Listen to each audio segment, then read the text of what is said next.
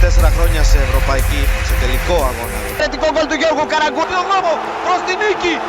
3.500 Έλληνες πανηγυρίζουν, είναι όρθιοι γι' αυτό το Το 51ο λεπτό. Καρίδης αντίστακτα κατευθείαν δείχνει τη βούλα. Ο 51ο λεπτό του αγώνα. Του Άγγελου Μπασινά. Στο 50ο μόνο οι Έλληνες φωνάζουν παντού. Ακούτε τι γίνεται. Μένει λιγότερο από 1 λεπτό. Γκολ. Χαιρετάει τους παίκτες του. Έληξε 2-1.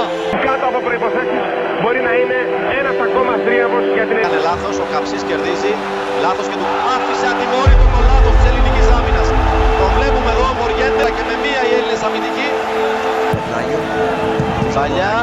Για να δούμε ο Χαριστέα που παλεύει. Δεν παραδίνεται. Γκολ από το Χαριστέα. 1-1 στο 67. Να η Ελλάδα που αντιστουτσάτα. Ο Χαριστέας εκτελεί.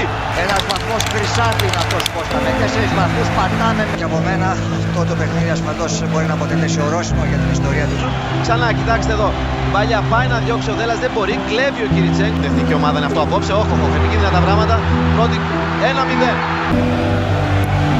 Σέντρα του Κώσο Πουλίκιν. Η κεφαλιά του ήταν πιο δυνατή και από σου. 2-0 από τον Πουλίκιν. Ό,τι χειρότερο.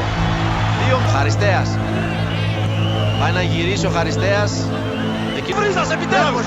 Το έβαλε ο Βρίζας. 2-1. Η Ελλάδα ήταν μέσα στο παιχνίδι. Μπαίνει πιο πολύ τώρα. 11 είναι εδώ.